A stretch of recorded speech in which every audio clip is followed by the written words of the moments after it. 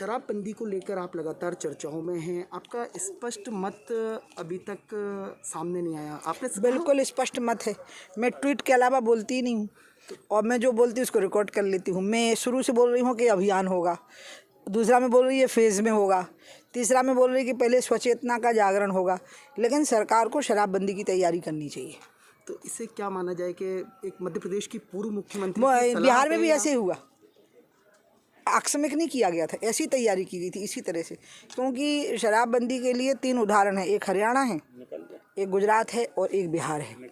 गुजरात में सफलतम रहा क्योंकि लंबे समय से चल रहा है, हरियाणा का नहीं चल पाया था, लेकिन बिहार का अभी तक चल रहा है क्योंकि इसी तरह से किया। पहले तैयारी की गई पूरी उसकी, मानसिक रूप से सरकार की भी तैयारी की गई, पहले कोशिश की गई कि लोग स्वयं छोड़ें, फिर अंत में बंद कर दिया गया। और उसमें भी ऐसा नहीं है कि बंद कर देने से सबने पीना बंद कर दिया, कई मंत्री पकड़े गए, कई विधायक पकड़े गए शराब पीते हुए। लेकिन एक बहुत सुंदर बात नीतीश कुमार जी ने कही कि शराबबंदी से ये तो हुआ ना कि पहले राजा की तरह पीते थे, अब चोर की तरह पी रहे हैं, छुप के पी रहे हैं, और अब ये मालूम है कि अब हम अपराधी हैं क्योंकि हम शराब पी रहे हैं। तो इसलिए मुझे लगता है हम बिहार की लाइन पर चल पाएंगे। तो आपका जो अभियान शुरू होगा, क्या माना जाए ये फेज वो तो शुरू हो गया, किस तरह से हो? इसमें 5-6 महीने तो हमें ऐसी स्थिति बनानी ही पड़ेगी कि लोग स्वचेतना से छोड़ें, पहले स्वचेतना का जागरण हो। और सरकार को तो मैंने कहा है कि आप किसी भी दिन, जिस दिन आपको लगे कि आप बंद कर सकते हैं, आप कर दीजिए। और शिवराज जी और वीडी वो दोनों ही मानते हैं कि शराब बंद होनी चाहिए, ना वो नशा के पक्ष में है ना शराब के। वो कह रहे हैं कि राजस्व की क्षतिपूर्ति हो, तो मैंने कहा कि राजस्व की क्षतिपूर्ति के लिए समिति बना लीजिए, वो समिति आपको विकल्प सुझा देगी, वो विकल्प के फेज़ बनेंगे, तो उसी के हिसाब से बंदी के भी फेज़ बनेंगे। वही तो मैं कह रही हूँ, मैं इसी बात को कह रही हूँ पूरे टाइम। लेकिन ये शराब लॉबी है ना, ये बीच में गलतफहमी पैदा करती है कि उमा भारती ने अपना स्टैंड बदल लिया। उन्हें तो करना ही है क्योंकि उनको नुकसान होने वाला है बहुत बड़ा, क्योंकि जो राजस्व मिल रहा है वो नंबर 1 में मिल रहा है, नंबर 2 वाली में तो मिल ही नहीं रहा है, और बड़ी बिक्री तो नंबर 2 की है, और वो पॉलिटिकल प्रोटेक्शन के बिना है नहीं। तो इसलिए उसी से बचने के लिए वो मेरे बारे में फैला देते हैं स्टैंड बदल गया। नहीं, मैं एक ही जैसी बात बोल रही हूँ पूरे टाइम, एक ही बात बोल रही हूँ जी। यही मैंने भोपाल में जब प्रेस कॉन्फ्रेंस की तब भी मैंने कहा ये फेज़ में होगा, यही शब्द बोला, ये अभियान होगा, आंदोलन नहीं होगा, ये भी मैंने बोला।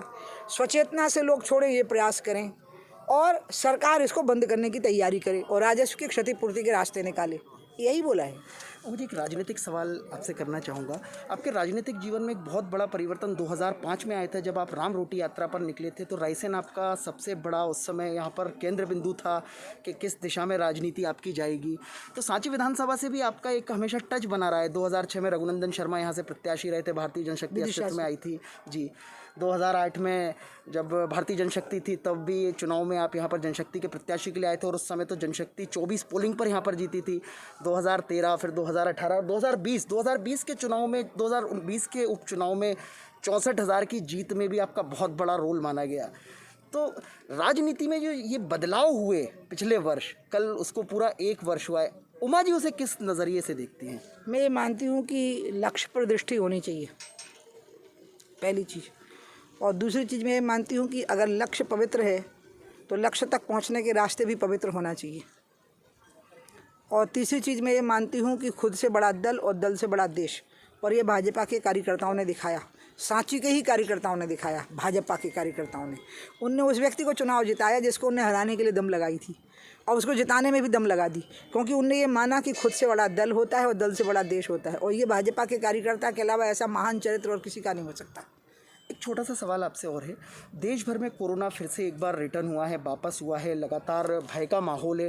तो चुनाव की बात करें या राजनीतिक कार्यक्रमों की बात करें, तो क्या इनको लेकर भी राजनीतिक दलों को या प्रशासनिक और शासन स्तर पर कसावट नहीं होना चाहिए? होनी लगता है कि छूट है चीज़ों में? नहीं, सख्ती बरतनी चाहिए, और नेताओं को वोट के लालच में लोगों को मौत के मुँह में नहीं ढकेलना चाहिए। हम बात कर रहे थे मध्य प्रदेश की पूर्व मुख्यमंत्री उमा भारती जी से। उमा भारती 2005 में राम रोटी यात्रा पर इसी रास्ते से निकली थी। 2003 में मध्य प्रदेश में दिग्विजय सिंह सरकार को मध्य प्रदेश से हटाकर भाजपा की सरकार लाने का श्रेय भी उमा भारती जी को जाता है। आज उमा भारती जी यहाँ पर खंडेरा के मंदिर में हैं और यहाँ से अभी साचेत जाएंगी, और साचेत में पिछले उपचुनाव में भाजपा के प्रत्याशी को जो प्रचंड बहुमतों से जीत मिली थी, प्रचंड बहुमत से, उस पर मतदाताओं जनताओं का आभार व्यक्त करेंगी।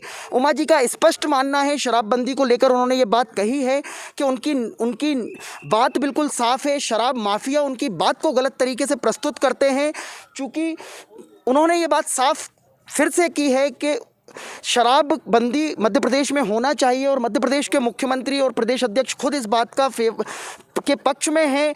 और उन्होंने यह भी स्पष्ट किया है कि उनका अभियान कई चरणों में होगा और उसकी एक तरह से वो शुरुआत कर चुकी हैं।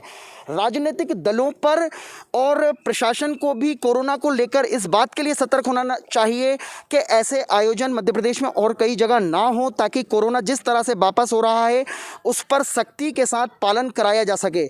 उमा भारती मध्य प्रदेश की पूर्व मुख्यमंत्री हैं, हमसे बात कर रही थी।